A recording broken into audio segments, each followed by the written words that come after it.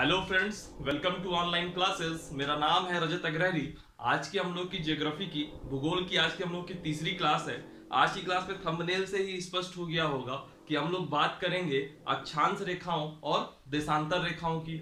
लेकिन उसके पहले पिछली क्लास जो सौर मंडल का एक छोटा सा एक फैक्ट था जो मैंने बताना आपको भूल गया था, कि जो मैंने वहां पे आपको बताया था कि जो ग्रह हैं, जितने भी हमारे 8 ग्रह हैं, वह सूर्य की परिक्रमा करते हैं। तो मैंने यह नहीं बताया था कि ग्रह किस डायरेक्शन में परिक्रमा करते हैं। तो एक चीज याद रखिएगा, जितने भी ग्रह हैं सब आपके पश्चिम से पूरब की ओर परिक्रमा करते हैं, वेस्ट टू ईस्ट परिक्रमा करते हैं। लेकिन दो ग्रह अपवाद हैं। कौन कौन से? एक ग्रह है शुक्र यानी कि वीनस, और एक ग्रह है अरुण यानी कि यूरेनस। ये दोनों ग्रह जो है पूरब से पश्चिम परिक्रमा करते हैं, पूर्व से पश्चिम परिक्रमा करते हैं। ये जो है फैक्ट था थोड़ा, ये मैं पिछली क्लास से बताना भूल गया था, तो मैं यहां आपको मेंशन किए दे रहा हूं। ठीक, सभी ग्रह पश्चिम से पूर्व परिक्रमा करते हैं, लेकिन शुक्र और अरुण यानी कि यूरेनस, यह दो ऐसे अपवाद हैं जिनकी परिक्रमा पूरब से पश्चिम की ओर होती है। ठीक, तो अगर मैं पृथ्वी की बात करूं तो पृथ्वी कैसे परिक्रमा करती होगी? पृथ्वी का जो घूर्णन वगैरह है वो किस तरफ है? वह भी जो है आपका वेस्ट टू ईस्ट है, पश्चिम से पूरब की तरफ है। बहरहाल अब इसमें नहीं आते, जो आज की क्लास है उसमें आते हैं। आज की क्लास में हम लोग बात करेंगे अक्षांश रेखाओं की और देशांतर रेखाओं की। सबसे पहले समझते हैं अक्षांश रेखाएं और देशांतर रेखाएं हमको पढ़नी क्यों है। तो मैं आपको कुछ एक ऐसी सिचुएशन बताता हूं कि मान लीजिए मान लीजिए यह पृथ्वी है। ठीक, अब मैं आपसे कह दूं कि मैं इस जगह में खड़ा हूं, या मैं आपसे कह दूं कि मैं इस जगह में खड़ा हूं। ठीक, या मैं आपसे कह दूं इस जगह में खड़ा हूं। आप कैसे बताओगे कि मैं किस जगह में खड़ा हूं? मेरी एक्चुअल लोकेशन कैसे बताओगे? आप अक्सर हॉलीवुड मूवीज वगैरह देखते होंगे तो आप उसमें सुनते होंगे, जब भी आप जैसे कभी कोई मिलिट्री का आदमी है या कोई भी है आर्मी वगैरह का कहीं फंस जाता है, तो अपने जो बॉस को या सीनियर को जो फोन करता है, अपने ऑफिस में कॉल करता है, तो यही कहता है उस टाइम पे कि hello alpha, my location is that. तो लोकेशन में जगह का नाम नहीं बताता, वो कुछ नंबर्स बोलता है like 25 degree 40 minutes, 25 degree 40 minutes east, 25 degree 40 minutes north, ऐसा करके कुछ ना कुछ वो बताता है। कुछ लैटिट्यूड बता रहा होगा, कुछ लॉन्गिट्यूड बता रहा होगा। यानी कि वो जो नंबर बताता है ना, वो होते क्या है? वही अक्षांश रेखाएं हैं और वही देशांतर रेखाएं। कैसे हम बताते हैं अभी आज की क्लास में देखते हैं। होता क्या है, जैसे अब ये मान लीजिए कि मैं इस जगह में खड़ा हूं। ठीक, इस जगह में खड़ा हूं, तो इस जगह को अगर कोई नंबर डिसाइड हो जाए, इस जगह का कोई नंबर हो, अगर मैं आपको बता दूं कि ये नंबर है मेरा, तो आप आराम से उस जगह तक पहुंच जाएंगे। ठीक, जैसे अगर आप यहां बात करो, मैं कह दूं कि मैं इस समय इंदौर शहर में खड़ा हूं, मैं इंदौर शहर के इस चौराहे में खड़ा हूं, तो आप पहुंच सकते हो। कई बार ऐसा होगा कि इंदौर शहर की इस गली में खड़ा हूं, आप पहुंच सकते हो। लेकिन अगर मैं कहीं जंगल में फंस जाऊं तो वैसी स्थिति में क्या होगा? तो उस स्थिति में अगर आपको अपनी लोकेशन बतानी है तो ये अक्षांश रेखाएं और देशांतर रेखाएं आपकी बहुत काम आती। पहली चीज। दूसरी चीज, जो वर्ल्ड मैप बनता है, वर्ल्ड मैप जो आप लोग एटलस वगैरह देखते होंगे, उसमें आप हमेशा देखिएगा कि जो वर्ल्ड मैप बनेगा उसमें भी आप रेखाएं बहुत सारी देखते होंगे। वही रेखाएं वो अक्षांश रेखाएं होंगी, और जो ऊपर से नीचे यानी कि नॉर्थ टू साउथ होंगी वह देशांतर रेखाएं होती हैं। ऐसा जो होंगी गिरी हुई ईस्ट से वेस्ट, ये आपकी कौन सी होंगी? यह आपकी अक्षांश रेखाएं यानी कि लैटिट्यूड होंगी, और जो नॉर्थ से साउथ होंगी वह लॉन्गिट्यूड होंगी, देशांतर रेखाएं। तो इससे क्या होता है कि प्रोजेक्शन, मैप का प्रोजेक्शन होता है, और आप लोग पूरी दुनिया को एक छोटे से पेपर में आराम से देख सकते हो कि कौन सी जगह कहां पे स्थित है। ठीक, पहली चीज। दूसरी चीज, जो हम लोग का टाइम का निर्धारण होता है, समय का, कि इस समय इंग्लैंड में कितना बजा होगा, हमारे यहाँ कितना बजा है, ऑस्ट्रेलिया में इसी समय कितना टाइम हो रहा होगा, या इस दुनिया के किसी कोने में इस समय कितना टाइम हो रहा होगा। तो उनके लिए भी ये रेखाएं बहुत यूजफुल होती हैं। जो तिथि होती है, तिथि यानी कि डेट, जैसे कि आज हमारे यहाँ डेट है, मान लीजिए अभी आज की डेट में मान लीजिए आज 11 तारीख है या 12 तारीख है, जो भी होगी, 12 मार्च मान लीजिए, तो क्या यही तारीख ऑस्ट्रेलिया में भी होगी? क्या यही तारीख आपकी अमेरिका में भी होगी? और अगर नहीं होगी तो कैसे डिसाइड होगा? एक जगह हो सकता है 13 तारीख लग गई हो, एक जगह हो सकता है 11 तारीख लग गई हो, और हो सकता है हमारे यहाँ 12 ही तारीख हो। तो ये सब कैसे डिसाइड होता है? वह सब भी इन्हीं देशांतर रेखाओं से ही होता है। तो आज हम पहले बात करेंगे अक्षांश रेखाओं की, फिर हम बात करेंगे देशांतर रेखाओं की। पहले अक्षांश समझते हैं, फिर देशांतर समझते हैं। देखिए होता क्या है, ये आपकी मान लीजिए पृथ्वी है, ये मान लीजिए आपकी पृथ्वी है। मेरी पृथ्वी थोड़ी फैल ज्यादा गई है, आप अपने हिसाब से समझ लीजिएगा, यहाँ ड्राइंग में मत जाइए, ठीक है। हम एक रेखा को मानते हैं विषुवत रेखा, जो बिल्कुल इसके सेंटर से मान लेते हैं, और ऐसी कहीं रेखा पृथ्वी में नहीं बनी है, ये सब एक इमेजिनरी लाइन है, जो कि हम जो है विषय को सरल करने के उद्देश्य से ये कॉन्सेप्ट लाते हैं, ठीक। ये मान लीजिए 0 डिग्री की लाइन है, और ये कौन सी रेखा है? ये विषुवत रेखा है। इसको हिंदी में विषुवत रेखा कहते हैं, आप लोगों ने नाम सुना होगा विषुवत रेखा, और इंग्लिश में इसको कहते हैं इक्वेटर, ठीक। यह विषुवत रेखा हो गई, ठीक। अब होता क्या है, यह विषुवत रेखा हो गई, तो जो अभी हम किसकी बात कर रहे हैं? सबसे पहले हम आज बात करेंगे, डिस्कस करेंगे अक्षांश रेखाओं की। अक्षांश क्या कहते हैं? लैटिट्यूड, ठीक। सबसे पहले हम बात करेंगे अक्षांश रेखाओं की, उसके बाद हम बात करेंगे देशांतर रेखाओं की। तो होता क्या है, जब हम विषुवत रेखा में आते हैं तो अक्षांश रेखाएं क्या होती हैं? ये जो विषुवत रेखा है, इसका जो सेंटर पॉइंट है, मान लीजिए केंद्रीय बिंदु होगा, यहां से लेकर के इस पृथ्वी में किसी भी स्थान की जो कोणीय दूरी होगी, एंगुलर डिस्टेंस होगी, मान लीजिए यहां से हम गए, ये एंगुलर डिस्टेंस निकली 10 डिग्री, ये एंगुलर डिस्टेंस निकली 10 डिग्री। मान लीजिए आप यहां से थोड़ा और ऊपर गए, ये एंगुलर डिस्टेंस निकली 20 डिग्री, और ऊपर गए तो ये एंगुलर डिस्टेंस निकली मान लीजिए 40 डिग्री, ठीक। ऐसे निकल गई। तो अगर जो रेखा यहाँ पे 10 डिग्री बनाएगी, वो यहाँ पे भी कहीं एंगुलर डिस्टेंस में 10 डिग्री बनाएगी। मान लीजिए ये 10 डिग्री हो गया, मान लीजिए ये आपका 20 डिग्री हो गया, ठीक। मान लीजिए ये आपका 40 डिग्री हो गया, ऐसे कुछ ना कुछ बना रही होगी। तो होता क्या है, जो ये सेम डिग्री वाले पॉइंट हैं, इन दोनों को अगर हम मिला दें, मान लीजिए हम एक पॉइंट ये मिला दें, ये एक पॉइंट आप ये 20 डिग्री मिला दो, एक ये 40 डिग्री मिला दो, तो ये जो विषुवत रेखा के समानांतर आपकी रेखाएं बनती जा रही हैं, ये कुछ और नहीं बल्कि यही आपकी अक्षांश रेखाएं हैं। इसी तरह 0 डिग्री से अगर आप यहां साइड देखेंगे, नीचे साइड, तो यहां पर भी आप देख रहे होंगे, तो एक ये मान लीजिए 10 डिग्री पे लाइन बन गई, एक आपको ये जो है आपकी कोणीय दूरी मान लीजिए 30 डिग्री मिल गई, ये मान लीजिए कोणीय दूरी आपकी 50 डिग्री मिल गई, मान लीजिए, इसमें कुछ ऐसा कुछ है नहीं। और ऐसे ही सिमिलरली इस साइड भी मिलेगी, ये मान लीजिए 10 डिग्री मिल गई, तो जो ये आपकी 10 डिग्री और 10 डिग्री मिल गई, तो यह भी एक इक्वेटर लाइन कहलाएगी। ये 30 डिग्री के साथ मान लीजिए यहाँ पे मिल रहा है, तो यह भी एक इक्वेटर कह रहा हूँ, सॉरी, ये अक्षांश रेखा कहलाएगी। ये मान लीजिए 50 डिग्री पे मिल रही, तो ये भी एक अक्षांश रेखा कहलाएगी। तो दरअसल अक्षांश रेखाएं होती क्या है? अक्षांश रेखाएं विषुवत रेखा के केंद्रीय बिंदु से पृथ्वी के किसी स्थान की जो कोणीय दूरी होगी, और उन कोणीय दूरी को मिलाने वाली जो रेखा होती है, वही अक्षांश रेखा होती है, ठीक। डेफिनेशन थोड़ी टफ होगी, लेकिन यही अक्षांश रेखा है। अभी मैं इसकी जब डेफिनेशन लिखाऊंगा, तो जो मैं कठिन वर्ड बोल रहा हूं, वो बड़े आराम से आप लोग उसमें पढ़ सकते हैं। बहरहाल, अब इसके बाद हम बात करेंगे कि ये अक्षांश रेखाएं बनाने का हमारा बेनिफिट क्या हुआ।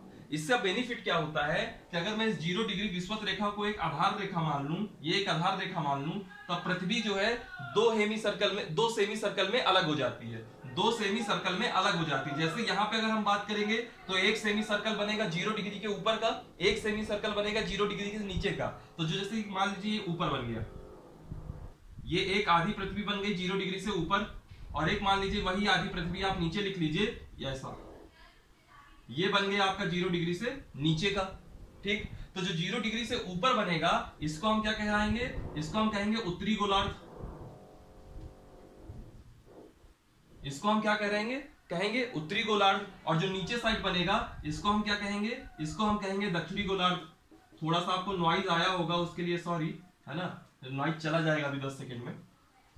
जो ऊपर वाला सर्किल होगा, सेमी सर्किल, इसको हम कहेंगे उत्तरी गोलार्ध, और नीचे वाले को हम क्या कहेंगे? दक्षिणी गोलार्ध। एक चीज और मैं आपको बता दूं, यहाँ पे होता क्या है, जैसे आपने इस 0 डिग्री के ऊपर भी 10 डिग्री देखा, इस 0 डिग्री के नीचे भी 10 डिग्री देखा, दोनों रेखाएं तो अलग अलग हैं, एक उत्तर में है, एक दक्षिण में है। तो जो उत्तर में होगा उसको n लिख देंगे, यानी कि 10 डिग्री उत्तरी अक्षांश है, और जो नीचे होगा उसको साउथ लिख देंगे, यानी कि 10 डिग्री दक्षिणी अक्षांश है। 20 डिग्री उत्तरी अक्षांश है, तो ये यहाँ पे ये 30 डिग्री दक्षिणी अक्षांश है, ये 40 डिग्री उत्तरी अक्षांश है, तो ये 50 डिग्री दक्षिणी अक्षांश है। तो ऐसे करके होता है, यानी कि जो विषुवत रेखा के ऊपर की रेखाएं होंगी अक्षांश रेखाएं, वह उत्तरी कहलाएंगी, और जो विषुवत रेखा के नीचे की रेखाएं होंगी वह आपकी दक्षिणी कहलाएंगी। ठीक, और हमारा भारत कहाँ स्थित है? हमारा भारत जो है इस 0 डिग्री के ऊपर यानी कि उत्तरी गोलार्ध में स्थित है। ये हमारे भारत की लोकेशन है, हमारा भारत उत्तरी गोलार्ध में स्थित है। तो ये जो है बेसिक कॉन्सेप्ट हुआ आपका विषुवत रेखा का, विषुवत रेखा कह रहा हूं, अक्षांश रेखाओं का। ठीक है, अक्षांश रेखाओं के बाद हम देशांतर रेखा में आएंगे। उसके पहले चलिए लगे हाथ उसको पहले समझ लीजिए, फिर बाद में वो थ्योरी वाला पोर्शन जो विशेषताएं हैं वो एक साथ हो जाएंगे। अब मान लीजिए कि मैं इस पॉइंट में खड़ा हूं, ये है मान लीजिए पृथ्वी आपकी, इस पृथ्वी में मान लीजिए ये जो है एक लाइन है, ये आपका 30 डिग्री नॉर्थ, 30 डिग्री उत्तरी अक्षांश है।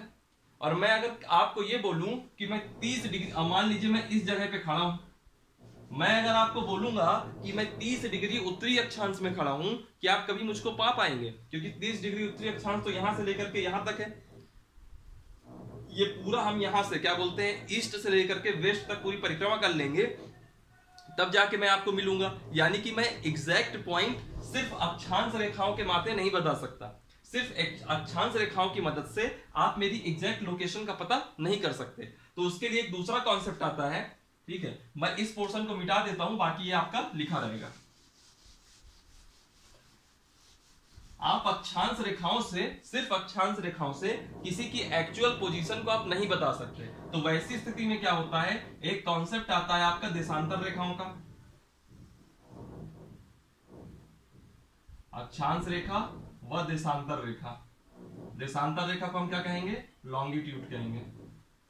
ठीक, अक्षांश रेखा और देशांतर रेखा का, देशांतर रेखा में क्या होता है, ये जो हिस्सा होता है ये ऊपर वाला, यह आपका कहलाता है उत्तरी ध्रुव। आप लोगों ने सुना होगा ये नॉर्थ पोल है। ये नीचे वाला क्या कहलाता है आपका? साउथ पोल यानी कि दक्षिणी ध्रुव। ठीक, और इन दोनों को अगर मैं मिला दूं तो इन दोनों को जो मिलाने वाली रेखा होगी यही आपकी क्या कहलाएगी? यानी कि उत्तर और दक्षिण में, उत्तरी ध्रुव और दक्षिणी ध्रुव को जो मिलाने वाली रेखा होंगी यही आपकी क्या कहलाएंगी? देशांतर रेखा। ठीक, तो अगर आपको मैं अभी आप अगर इसको देख रहे होंगे तो आपको पता कैसा लग रहा होगा कि आपने पृथ्वी को पहले ऐसे बांटा था, अब आपने ऐसे खड़ा खड़ा बांट दिया। तो जो खड़ा खड़ा बांट दिया तो ऐसी स्थिति में आपको पृथ्वी कुछ ऐसी दिख रही होगी।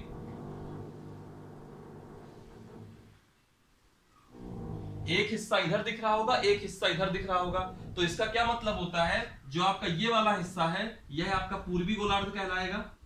जैसे वहां पे उत्तरी गोलार्ध दक्षिणी गोलार्ध हुआ, यहां पे यह पूर्वी गोलार्ध कहलाएगा, और ये वाला आपका पश्चिमी गोलार्ध कहलाएगा।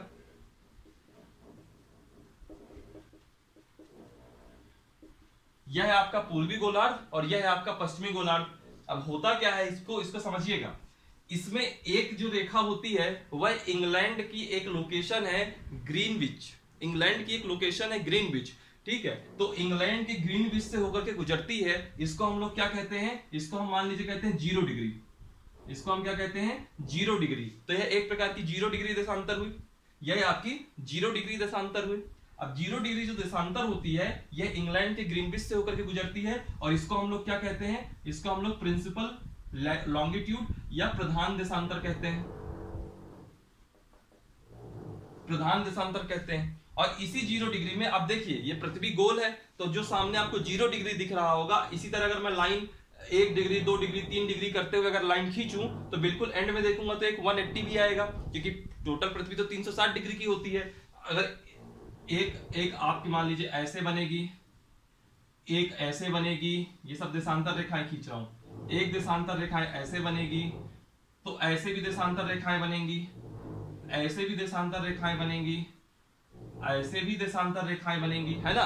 तो जैसे हम आगे आगे बढ़ते जाएंगे, जैसे ये है, ये आपका मान लीजिए 10 डिग्री हो गया आपका ईस्ट, ये आपका 20 डिग्री ईस्ट। वहां पे हम लोग ऊपर जाएंगे तो उत्तरी, नीचे जाएंगे तो दक्षिणी। वैसे ही देशांतर रेखाओं में अगर आप इस तरफ जाएंगे तो पूर्वी, इस तरफ जाएंगे तो पश्चिमी। तो पूर्वी वाले को ईस्ट लिखेंगे, पश्चिमी वाले को वेस्ट लिखेंगे। 10 degree east, 20 degree east, 30 degree east, ये मान लीजिए आपका कुछ और डिग्री ईस्ट होगा। ठीक है, वैसे यहां जाएंगे तो आप 10 डिग्री वेस्ट, 20 डिग्री वेस्ट, या आपका मान लीजिए 40 डिग्री वेस्ट, ऐसे करके आप पीछे जाएंगे। लेकिन अंत में जब जाओगे ऐसे बढ़ते जाएंगे तो आपको लास्ट में एक रेखा मिलेगी, वह 180 डिग्री देशांतर होगी। वह कितनी होगी? 180 डिग्री देशांतर होगी। और याद रखिएगा, जैसे हम ये 10 20 30 इधर पा रहे हैं, 10 20 30 इधर पा रहे हैं, लेकिन 180 डिग्री की देशांतर रेखा सिर्फ एक होती है, जो कि इस 0 डिग्री के ठीक अपोजिट होती है।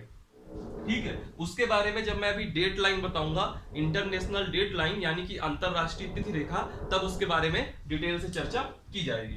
ठीक, अभी आपको देशांतर रेखा भी समझ में आ गई कि देशांतर रेखा कैसे है, और आपको अक्षांश रेखा भी समझ में आ गई, और इनको लिखा कैसे जाता है वह भी आप समझ गए कि जैसे यहाँ इसके लिए नॉर्थ और साउथ यूज करते हैं, देशांतर रेखाओं के लिए ईस्ट और वेस्ट यूज करते हैं। यानी कि 0 डिग्री देशांतर से जो इधर होगी वह पूर्वी कहलाएगी, और जो इधर होगी वह पश्चिमी देशांतर कहलाएगी। विषुवत रेखा के जो ऊपर होंगे वह उत्तरी अक्षांश कहलाएंगे, और जो नीचे होंगे वह दक्षिणी अक्षांश कहलाएंगे। और जो भारत की लोकेशन है वह इस पूर्वी गोलार्ध में है, और जब अक्षांश की बात कर रहा था तो वह उत्तरी अक्षांश में थी। तो अगर दरअसल होता क्या, जो पृथ्वी का नक्शा अगर ऐसे बने, और अगर ये इक्वेटर है और ये अगर आपकी देशांतर रेखा है 0 डिग्री वाली, तो भारत की लोकेशन इस जगह पे कहीं आएगी।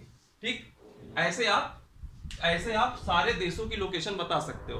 अब मान लीजिए कि मैं जो है किसी जगह में गया और मैं इस पॉइंट में कहीं फंस गया, और मुझको यहाँ की लोकेशन बतानी है, तो वैसी स्थिति में क्या करूंगा, यहाँ से गुजरने वाली अक्षांश रेखा बताऊंगा कि मैं इस अक्षांश रेखा में खड़ा हूं, और इसी पॉइंट पे यहां से गुजरने वाली जो देशांतर रेखा होगी उसका नाम बताऊंगा। जब दोनों रेखाओं का मैं नाम बता दूंगा तो उसका मीटिंग पॉइंट सिर्फ और सिर्फ एक ही होगा, तो कोई भी व्यक्ति आराम से मेरी लोकेशन तक पहुंच जाएगा। तो ये बेनिफिट होते हैं अक्षांश रेखाओं और देशांतर रेखाओं के। ठीक है, आई होप आपको ये चीजें समझ में आ गई होंगी। अब मैं अक्षांश रेखाओं से संबंधित कुछ चीजें फैक्ट आपको बताता हूं। ठीक, अब मैं विशेषताओं में जाऊंगा और कुछ फैक्ट्स की बात करूंगा।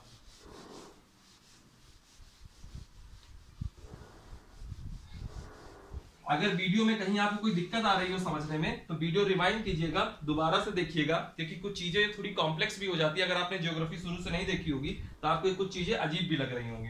बहरहाल मैं अभी क्या करता हूं, कुछ इसकी अक्षांश रेखाओं की पहले डेफिनेशन लिख देता हूं।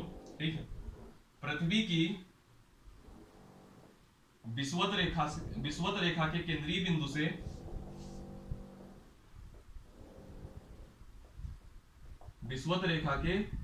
बिंदु से किसी स्थान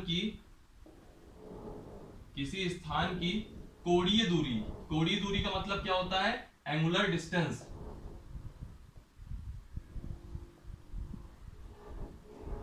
पृथ्वी की विषुवत रेखा के केंद्रीय बिंदु से किसी भी स्थान की जो पृथ्वी की सतह होगी उस पर स्थित किसी भी स्थान की जो कोणीय दूरी होती है उसको अक्षांश कहते हैं।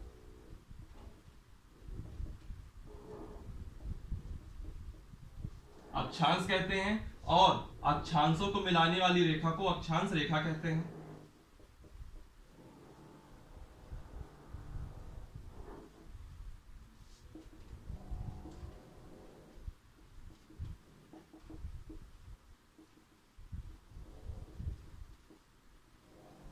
ठीक, एक चीज और याद रखिएगा, जो समान अक्षांश बताने वाले पॉइंट है, जैसे 10 डिग्री नॉर्थ, इधर भी 10 डिग्री नॉर्थ, इधर भी 20 डिग्री, इधर भी 20 डिग्री, इधर भी 40 डिग्री, इधर भी 40 डिग्री, तो जब समान अक्षांश की रेखाएं जो खींचते हैं तो यह अक्षांश रेखाएं विषुवत रेखा के समानांतर उत्तर और दक्षिण होती है। ये सब चीजें मैंने अभी आपको बताया है। अक्षांश रेखाएं विषुवत रेखा के समानांतर उत्तर एवं दक्षिण होती है।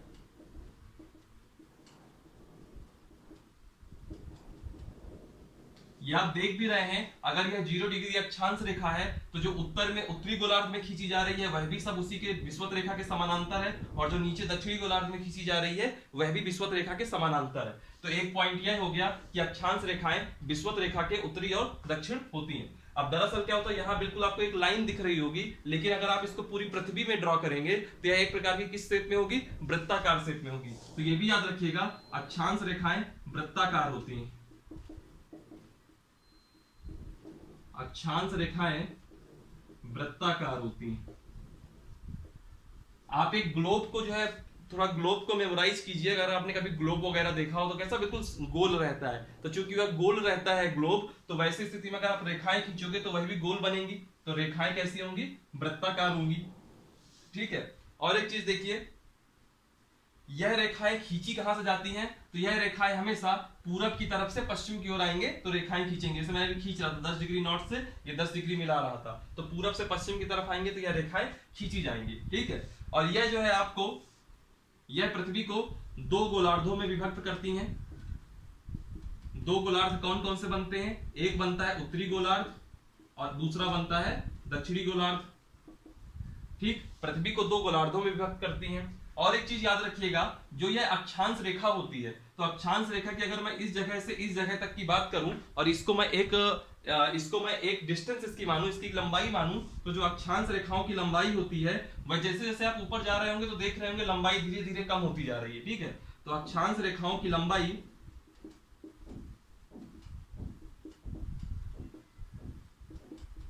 ध्रुवों की तरफ जाने पर, मैंने पहले ही बताया ये ध्रुव होते हैं और ये ध्रुव होते हैं, ध्रुवों की तरफ जाने पर कम होती।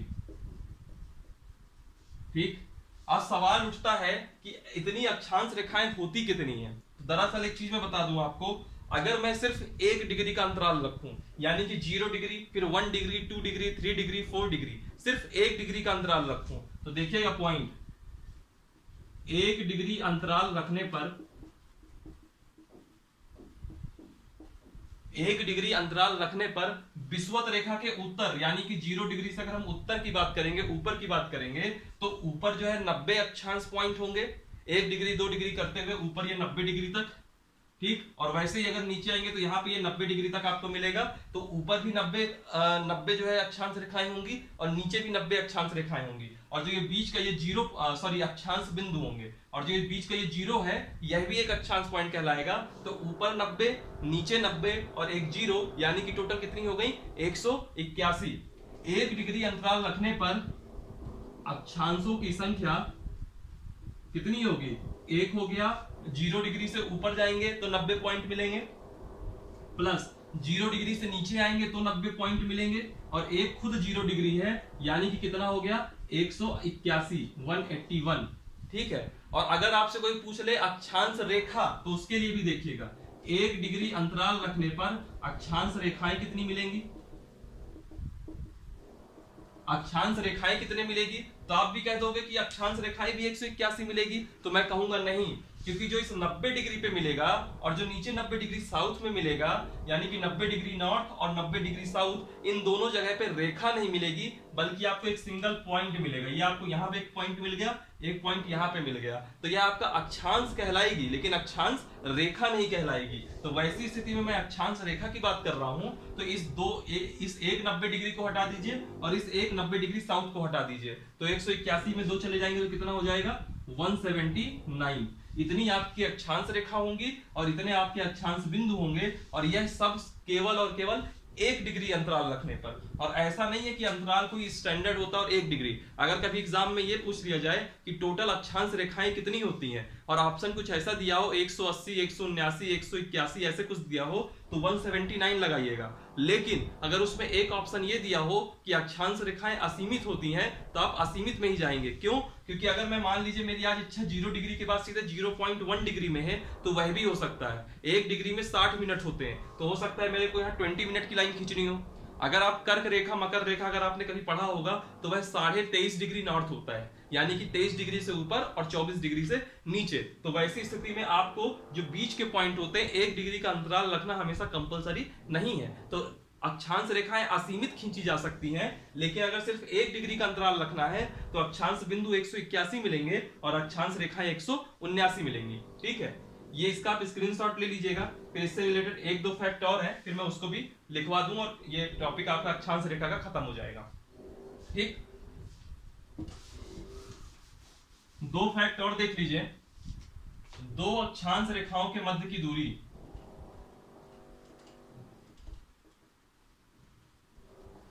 दो अक्षांश रेखाओं के, पहले देख लीजिए मध्य के क्षेत्र को क्या कहते हैं। जो दो अक्षांश रेखा, जैसे मान लीजिए कि ये 1 डिग्री हो गया, 1 डिग्री नॉर्थ हो गया और ये 2 डिग्री नॉर्थ हो गया, तो इस बीच का जो क्षेत्र है उसको क्या कहेंगे? तो इस बीच का जो क्षेत्र होता है इसको हम क्या कहते हैं? कटिबंध। हिंदी में कहते हैं कटिबंध और इंग्लिश में कहते हैं जोन। ठीक है, और दो अक्षांशों के मध्य की दूरी कितनी होती है वही भी देख लीजिए। दो अक्षांशों के मध्य की दूरी कितनी होती है यह भी देख लीजिए, 111.13 किलोमीटर, 111.13 किलोमीटर, यह दो अक्षांशों के मध्य की दूरी होती है। ठीक ठीक, ये आप था, ये जो आज के अभी आपने जितना टॉपिक देखा यह सिर्फ और सिर्फ अक्षांश रेखाओं से संबंधित था। देशांतर रेखा मैं करवा चुका हूं, तब देशांतर रेखाओं की विशेषताएं देख लीजिए, इसका आप स्क्रीनशॉट ले लीजिएगा।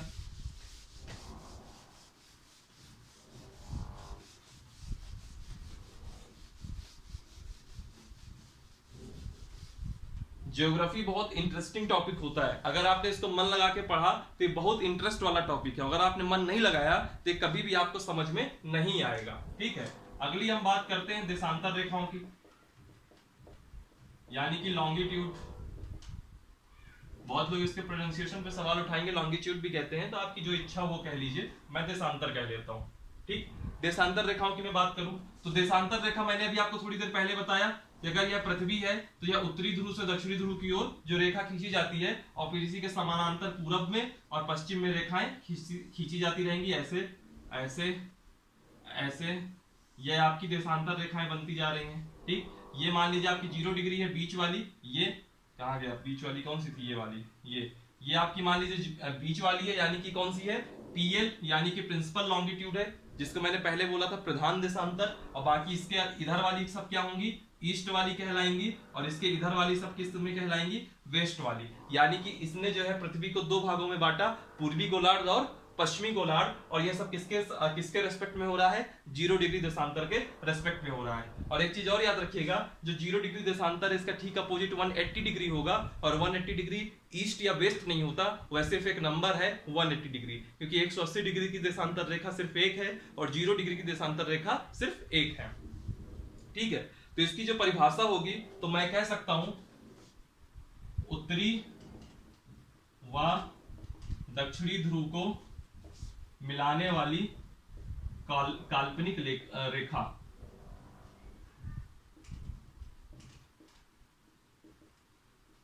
मिलाने वाली काल्पनिक रेखा। और याद रखिएगा ये जो मैं जिसकी बात कर रहा था आपको, प्राइमरी लॉन्गिट्यूड यानी कि प्रधान देशांतर, यह इंग्लैंड के ग्रीनविच से होकर के गुजरती है, यह इंग्लैंड के ग्रीनविच से गुजरती है। ठीक है, उत्तरी और दक्षिणी ध्रुव को मिलाने वाली काल्पनिक रेखा जो पृथ्वी को दो बराबर भागों में पूर्व और पश्चिम में बांटती है। बात की थी ना मैंने पहले ही कि ऐसा एक हो जाएगा इधर साइड पश्चिमी गोलार्ध और पूर्वी गोलार्ध, और एक साइड इधर होगा यह पश्चिमी गोलार्ध कहलाएगा। तो जब हम देशांतर रेखाओं की बात करेंगे तो इसको हम लोग कैसे डिनोट करते हैं? 10 degree east, 20 degree east, 30 degree east. वैसे ही जब हम इधर आएंगे तो 10 degree west, 20 degree west, 30 degree west. ठीक है, फिर इसके बाद हम देखेंगे कि जो अगर ये प्रधान देशांतर होती है, प्राइमरी देशांतर नहीं, प्रिंसिपल देशांतर, यानी कि जो प्रधान देशांतर होती है, प्रधान देशांतर के पूर्व व पश्चिम, प्रधान देशांतर के पूर्व भी आप देखोगे और पश्चिम में भी देखोगे तो आपको कितनी कितनी देशांतर मिलेगी? 180 देशांतर रेखाएं मिलेंगी। जैसे जब हम अक्षांश की बात कर रहे थे तो 0 से ऊपर जाने में हमको 90 मिलती थी, 90 अक्षांश रेखाएं मिलती थी अगर 1 डिग्री का अंतराल करें। वैसे ही प्रधान देशांतर के पूर्व और पश्चिम में जाएंगे तो 180 देशांतर रेखाएं मिलेंगी। और याद रखिएगा 180 डिग्री की देशांतर रेखा सिर्फ एक है, 180 डिग्री की देशांतर रेखा सिर्फ एक है, इसीलिए 180 डिग्री को सिर्फ 180 डिग्री लिखा जाता है। उसमें हम लोग ईस्ट या वेस्ट नहीं लिखते। क्यों नहीं लिखते? उसके पीछे एक वजह है, क्योंकि 0 डिग्री के ठीक पीछे 180 डिग्री है, उसके ठीक एक नंबर पहले तक यानी कि 179 डिग्री तक अगर आप आओगे तो आपको जो है ईस्ट या वेस्ट डिनोट करना पड़ेगा। 0 डिग्री और 180 डिग्री के लिए ईस्ट या वेस्ट लिखने की जरूरत नहीं है, और उसके पीछे वजह सिर्फ इतनी है कि 180 डिग्री की देशांतर रेखा सिर्फ एक होती है। ठीक है, फिर इसके बाद हम देखेंगे कि 180 डिग्री की देशांतर रेखा व 0 डिग्री की देशांतर रेखा एक दूसरे के ठीक विपरीत है।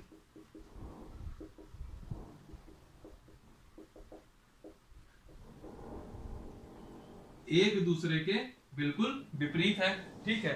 और एक चीज याद रखिएगा, जैसे जब मैंने वहां बोला था कि इनकी लंबाई, तो जो देशांतर रेखा की लंबाई होती है वह समान होती है।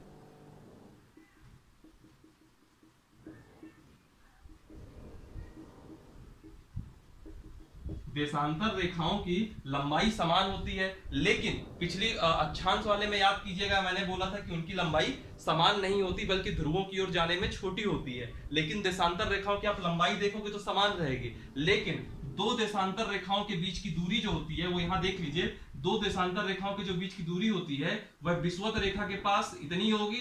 तो लेकिन जब हम ध्रुवों की ओर जाएंगे तो देख रहे होंगे कि आप ये दूरी कम होती जा रही है, ये दूरी कम होती जा रही है, ये और जाएंगे तो और कम हो जाएगी। यानी कि दो देशांतर रेखाओं के जो बीच की दूरी होती है वह विषुवत रेखा से ध्रुवों की ओर जाने में कम होती जाती है, ठीक है। और जो विषुवत रेखा के आसपास जो इसकी दूरी होती है वह 111.13 या 16 किलोमीटर होती है, और जो कि ये 66.5 डिग्री तक आते आते यह इसकी केवल आधी बचती है। तो इससे बहुत डिटेल में जाने की जरूरत नहीं है, इतना ही पर्याप्त है। और दो देशांतर रेखाओं के बीच का दो देशांतर रेखाओं के बीच के क्षेत्र को क्या कहते हैं? उतनी देर हमने बात की थी दो अक्षांश रेखाओं के बीच के क्षेत्र को हम क्या कहते थे? कटिबंध, यानी कि जोन। और यहाँ दो देशांतर रेखाओं के बीच का क्षेत्र है तो इसको हम लोग क्या कहेंगे? इसको हम कहेंगे गोर। इसको इंग्लिश में कहते हैं, इंग्लिश में भी इसको गोर ही कहते हैं, GORE, ठीक है, ठीक है। और एक चीज याद रखिएगा, जो पृथ्वी होती है, पृथ्वी में अगर मैं बात करूं, देखिएगा एक चीज, ये मान लीजिए ये 0 डिग्री देशांतर रेखा है, इसके ठीक अपोजिट पे 180 है, यानी कि इस 0 से इधर 180 तक जाना है, फिर इस 0 से इधर 180 तक जाना है, और वो 180 का तो एक ही पॉइंट है। क्योंकि यहाँ मैं बिल्कुल सामने दिखा रहा हूं, आप ऐसा सर्किल अगर आप इमेजिन करेंगे तो आपको जो पीछे साइड वाली है 180 डिग्री सिर्फ एक ही मिलेगी।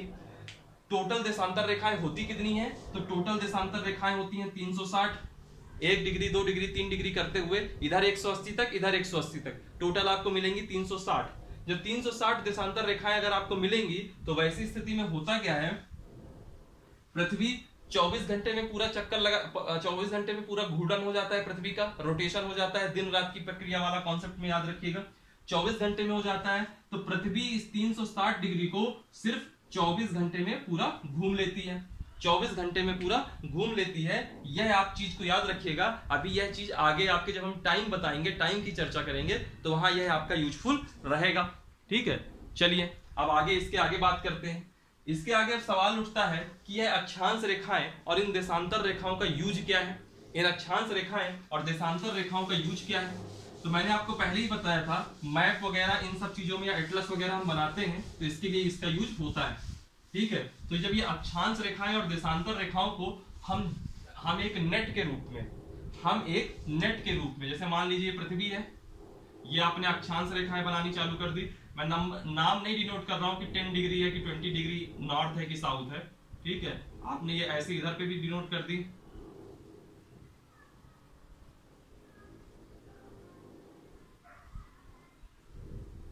ये आपने मान लीजिए अक्षांश रेखाएं बना दी, ठीक, और ये मान लीजिए आपने देशांतर रेखा बना दी।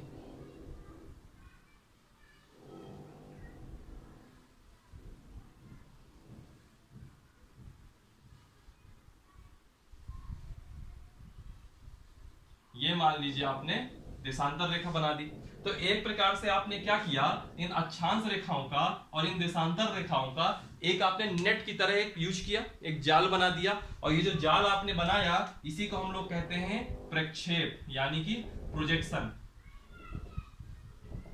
ठीक है। और इसी प्रोजेक्शन की सहायता से 16वीं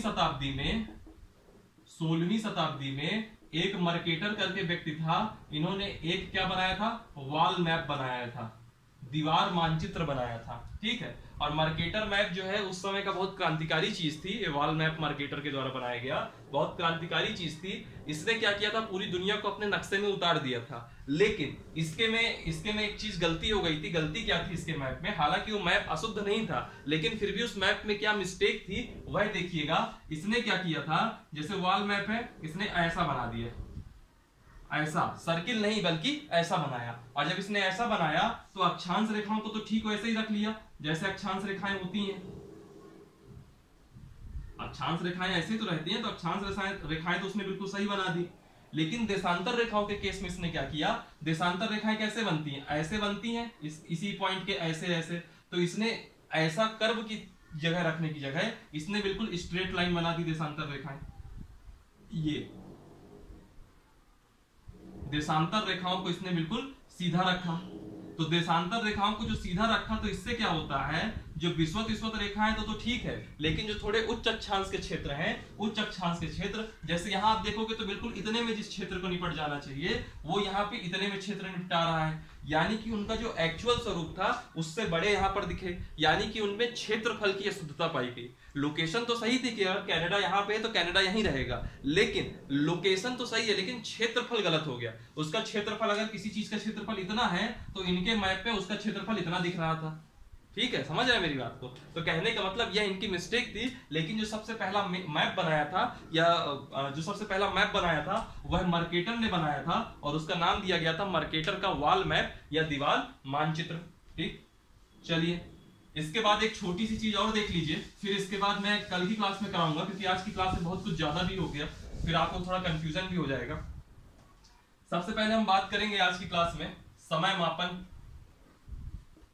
मैंने ये नीला मार्कर कहां से ले लिया।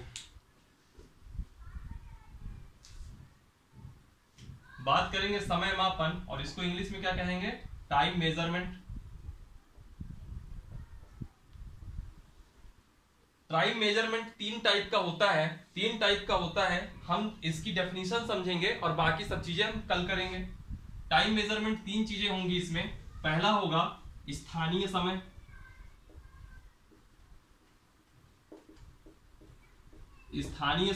इसको हम क्या कहेंगे, लोकल टाइम।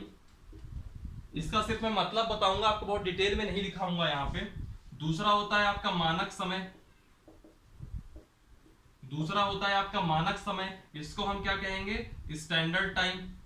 ये हर देश के लिए अलग अलग होता है। और फिर एक होगा अंतरराष्ट्रीय समय, जिसको हम लोग क्या कहते हैं, ग्रीनविच मीन टाइम,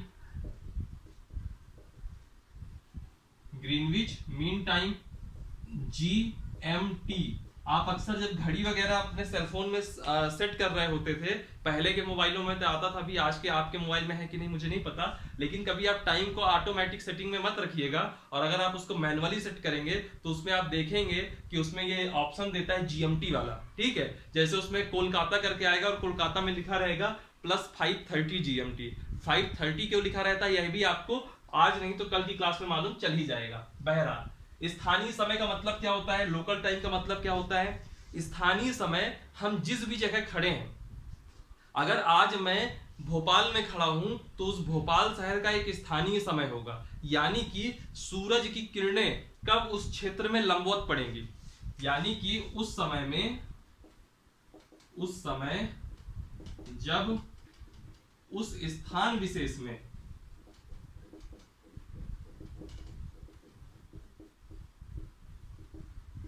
सूर्य की किरणें लंबवत हो। आपने एक चीज तो सुनी होगी कि जो सूर्योदय होता है वह पूर्व दिशा से होता है, तो आप लोगों ने अक्सर सुना होगा कि अरुणाचल प्रदेश में सूर्य पहले निकल आता है, अरुणाचल प्रदेश में सूर्योदय पहले हो जाता है, जबकि अगर आप गुजरात में बैठे होंगे तो आपको सूर्योदय थोड़ा लेट दिखेगा, थोड़ा एक अंतर होता है। इसका मतलब क्या हुआ कि जो अरुणाचल प्रदेश होगा वहां पर जो सूर्य की किरणें, यानी कि सूर्य की किरणें लंबवत कब होती हैं, अगर किसी स्थानीय मानक समय को लिया जाए तो ठीक 12 बजे, जितने भी बजे आपके स्थान में सूर्य की किरणें लंबवत पड़ने लग जाएंगी उसको 12 बजे माना जाएगा, उस समय को 12 बज गया। लेकिन ऐसा होता नहीं है।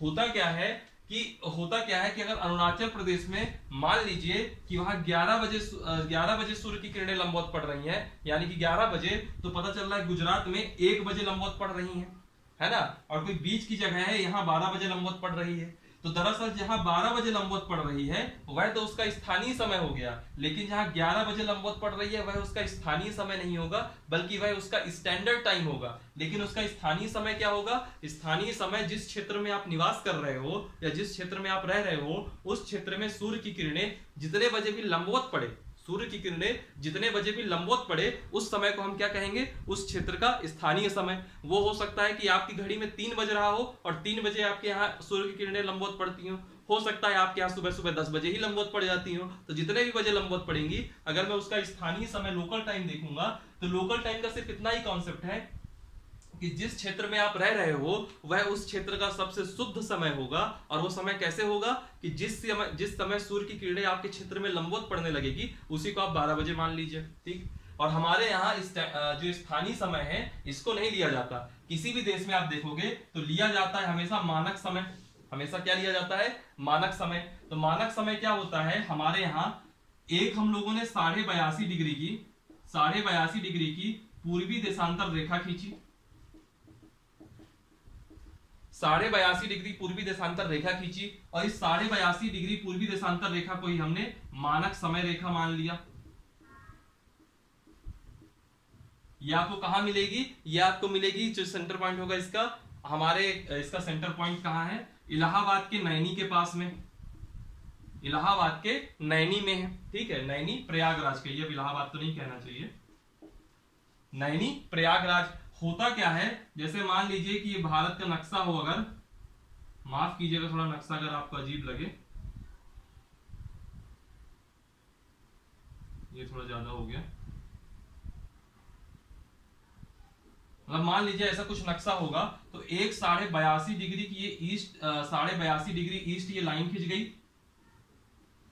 82.5 डिग्री ईस्ट लाइन खींच गई। और यानी कि ये 82.5 डिग्री जो ईस्ट है, यानी कि अगर हम नैनी में खड़े हैं तो जो नैनी का टाइम होगा, यानी कि जब हमारे घड़ी में 12 बजता है उस समय ना अरुणाचल प्रदेश में सूरज की किरणें लंबवत हैं, ना ही गुजरात में। सूरज की किरणें कहां लंबवत हैं, इस 82.5 डिग्री देशांतर में। तो इसी के आधार पर हमारे पूरे देश का समय तय होता है। और होता क्या है, जैसे कि कुछ देश ऐसे होते हैं, अब आप यहां से क्या देख रहे होगे, आप यहां से ये देख रहे होगे कि अगर मान लीजिए हमारे देश की चौड़ाई सिर्फ इतनी है, मान लीजिए अगर हमारे देश की चौड़ाई ऐसे होती, ऐसे हमारा देश होता, तो वैसी स्थिति में क्या होता, देशांतरीय विस्तार ज्यादा हो जाता, पूरब से पश्चिम की ओर देशांतरीय विस्तार ज्यादा होता। ऐसी स्थिति में क्या पता कि यहाँ अगर मान लीजिए आपने मानक समय से फिर सेंटर पॉइंट को मान रखा है, तो मान लीजिए यहाँ सूरज की किरणें क्या पता 9 बजे ही लंबवत हो जाए और यहाँ पे क्या पता 3 बजे लंबवत हो, और यहाँ पे मान लीजिए 12 बजे ही लंबवत होंगी। तो ऐसी स्थिति में क्या होता है, जो वर्किंग टाइम होता है वो बहुत डिस्टर्ब हो जाता है, वर्किंग टाइम बहुत डिस्टर्ब हो जाता है। तो जो पूरी कार्य संचालन होता है या जो प्रोडक्टिविटी होती है देश की, वह बहुत कमजोर हो जाती है। क्योंकि आप अपने यहाँ जो भी वर्कर बुला रहे हैं या जॉब करने वाले को बुला रहे हैं तो उनका कोई टाइम सही से नहीं फिक्स हो पाता है। तो ऐसी स्थिति में क्या होता है, जो यहाँ की कंडीशन है, तो जहां देशांतरी विस्तार ज्यादा होता है वहां पे क्या व्यवस्था कर दी जाती है कि यहाँ एक से ज्यादा मानक समय बना दिए जाते हैं। जैसे रूस का एग्जांपल ले लीजिए, रूस में क्या होता है, एक से ज्यादा मानक समय है। और रूस में टोटल कितने मानक समय है, रूस में क्योंकि उसका देशांतरी विस्तार ज्यादा है तो रूस में 11 मानक समय। और हमारे देश में सिर्फ 1 मानक समय है, लेकिन हमारे देश में भी एक से ज्यादा मानक समय उठाने की समय समय पे चर्चा होती रहती है। क्यों, क्योंकि अरुणाचल प्रदेश वाले शिकायत करते हैं कि हमारे यहाँ दिन जल्दी खत्म हो जाता है, और गुजरात वाले या जो पश्चिमी राज्य हैं वो शिकायत करते हैं कि हमारे यहाँ दिन बहुत देर से खत्म होता है, बहुत देर से चालू होता है। कहने का मतलब दोनों स्थितियों में ये चीज बुराई है। अगर देशांतरी विस्तार थोड़ा ज्यादा है तो एक से ज्यादा मानक समय रखे जा सकते हैं, ठीक। फिर आता है जीएमटी, ग्रीनविच मीन टाइम। तो ग्रीनविच मीन टाइम में क्या होता है, यह आपका जो 0 डिग्री देशांतर है, 0 डिग्री देशांतर है, वह इसका स्थानीय समय है। याद करिए 0 डिग्री देशांतर मैंने क्या बोला था, कहां से होकर के गुजरती है, इंग्लैंड के ग्रीनविच से होकर के गुजरती है, और इसी वजह से इसका नाम पड़ गया ग्रीनविच मीन टाइम। और जब वहां जो है दोपहर का 12 बज रहा होगा, वहां का जो दोपहर का 12 बज रहा होगा वही होता है जीएमटी, यानी कि ग्रीनविच का जो लोकल टाइम है, स्थानीय समय है, उसी को हम जीएमटी कहते हैं। और दरअसल हमारा जो देखेगा, मेरी बात सुनिएगा, मान लीजिए ये पृथ्वी है, ठीक, ये 0 डिग्री है, 0 डिग्री है, ये मान लीजिए आपका 82.5 डिग्री है, ये आपका 82.5 डिग्री ईस्ट है, ये आपका 0 डिग्री है, ठीक। तो जब आप 0 डिग्री से 82.5 डिग्री की ओर जाएंगे तो टाइम थोड़ा बढ़ता है। ये सब क्या होता है ये मैं कल की क्लास में बताऊंगा, आज की क्लास में सिर्फ इतना ही रहेगा। टाइम थोड़ा बढ़ता है, और वो टाइम का डिफरेंस कितना होता है, वह टाइम का डिफरेंस होता है 5.5 घंटे। 5 आवर्स 30 मिनट। इसी वजह से हम जब भी आप घड़ी का टाइम वाइम सेट करते होंगे तो वहां लिखा रहता है प्लस 5:30 GMT, प्लस 5:30 GMT। और लिखने के पीछे क्यों है? इसकी वजह कि जो इंग्लैंड का जो ग्रीनविच है उस जगह से जो हमारा समय है वह 5.5 घंटे ज्यादा है। और यह कैसे तय करते हैं कि ज्यादा है कि कम है, या आगे की तरफ बढ़ेगा, पूरब की ओर जाएंगे या पश्चिम की ओर जाएंगे तब बढ़ेगा, यह सब चीजें हम लोग कल की क्लास में करेंगे। क्योंकि सब कुछ अगर आज की क्लास में कर दूंगा तो टाइम भी ज्यादा लगेगा और फिर वो पूरा दिमाग में मिक्सअप हो जाएगा तो मजा नहीं आएगी। आज के लिए इतना ही रखते हैं। आप लोग वीडियो को लाइक कीजिएगा, कमेंट कीजिएगा, कहीं कोई डाउट हो तो आप लोग उसको पूछ सकते हैं। और अभी ज्योग्राफी इसमें चालू हुआ है, आज की तीसरी क्लास है, ठीक है। और अगर आप इसमें पॉलिटी वगैरह के वीडियोस देखना चाहें तो चैनल की प्लेलिस्ट में जाकर के आप देख सकते हैं। एमपी स्पेशल क्लासेस भी आपकी आनी चालू हो गई है। एमपी स्पेशल में मध्य प्रदेश का सामान्य परिचय, मध्य प्रदेश राज्य का गठन और वहां की जनगणना, ये सब सारी चीजें आप लोग को बकायदे मिल जाएगी, आप लोग इसको भी देख सकते हैं। और भी एमपी से रिलेटेड कुछ और जो फैक्चुअल चीजें होती हैं या एमपीपीएससी का जो सेकंड पेपर होता है उसके लिए भी प्लेलिस्ट में अवेलेबल है चीजें, कंटेंट आप वहां से देख सकते हैं। वीडियो को लाइक कीजिए, कमेंट कीजिए, लिंक को शेयर कीजिए ताकि ज्यादा से ज्यादा लोग देख सकें, आपके साथी लोग देख सकें, उनके भी एग्जाम में ये महत्वपूर्ण उनको सहायता करें। डिस्क्रिप्शन बॉक्स में टेलीग्राम की लिंक होगी, उसको जरूर ज्वाइन कीजिएगा, वो आप लोग के लिए बहुत बेनिफिशियल होगी। और अभी के लिए इतना ही रखते हैं, करते हैं। वीडियो को लाइक कीजिएगा, कमेंट कीजिएगा, सब्सक्राइब कीजिएगा। Thank you for watching, thank you so much. हंसते रहिए और पढ़ते रहिए।